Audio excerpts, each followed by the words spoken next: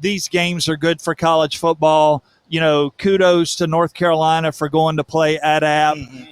Kudos to State for agreeing to come to Greenville. These games are hard to get because, look, when I talk to our football coach about playing games, coaches want to schedule wins. And that inherently goes against some matchups, So just thankful that those games are happening in state, two big games. And the economic impact that it's going to have for Eastern North Carolina, just to benefit all the way around. I know the buzz here in Eastern North Carolina has been big over the last several months, really leading up into this game. That's ECU Athletic Director John Gilbert joining us here on Culture State. Now, it was announced this week that NC State's going to play at App in 25 and 26, or at App in 25, hosting in 26 against App. We're going to see ECU UNC matchup potentially? Well, we would love to play all the state schools. I think it's important. We would love to see it. We've got a series with App. Obviously, Charlotte is coming into the league. We had them on the schedule before that. Would love to continue to play NC State and North Carolina. Those games have to be reciprocal. I want to know about this, what your thoughts are on this. Of course, we had the announcement that the college football playoffs are going to be expanded to 12 teams. Yeah. And also with the AAC having their first representation last year with Cincinnati making it into the CFP, how does this help not only the conference but the trickle-down effect that this could have for ECU to potentially be able to be in a college football playoff one day? Well, I think it's important in that, last year with Cincinnati was really an anomaly. Yeah. They had a game at Notre Dame. I think they had another Power 5 game with Indiana. They played a very competitive schedule, and the AAC was very strong last year.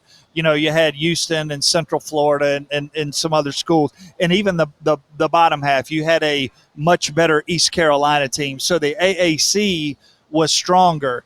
Typically, schools like us, we don't have a pathway to the playoff. They tell you, well, you didn't schedule hard enough. Well, it is impossible. It's very difficult to get games like today, like NC State willing to come here. Those games are not easy. And so if you look at the history of the playoff, Cincinnati was the first school to get in.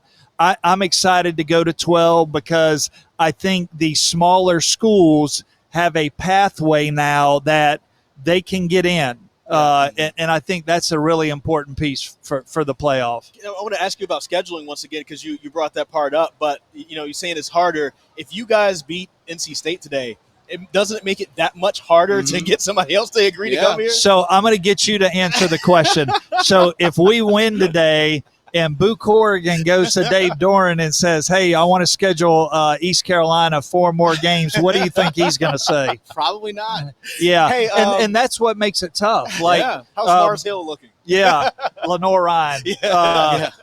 So, it's just tough. It's the reality of scheduling. And, scheduling is like shaving. I work on it almost every day. I don't. And you do not work on it. I trim the beard every other day.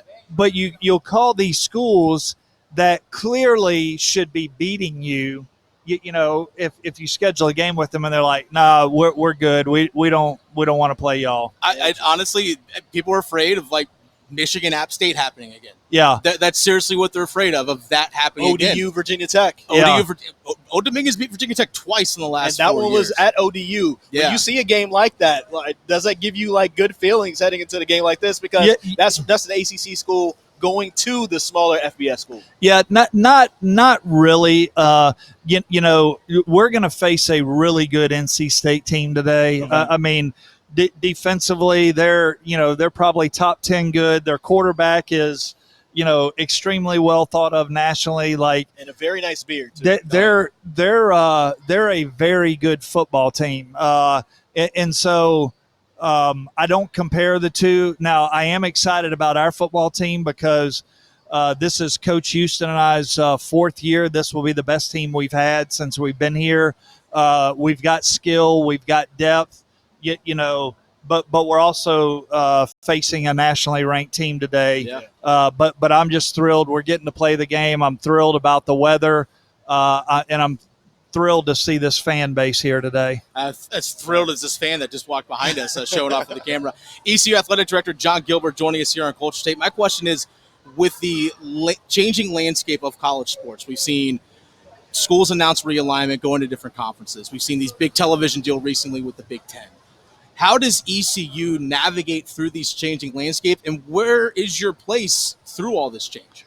Well, one, I think we're in a really good place right where we are in the American Athletic. If you look at the financials, because if you look at the landscape and all this realignment, it's driven by two things: money and football. Yep. Those are the two primary factors. And so our program is in a very good and stable place with Coach Houston.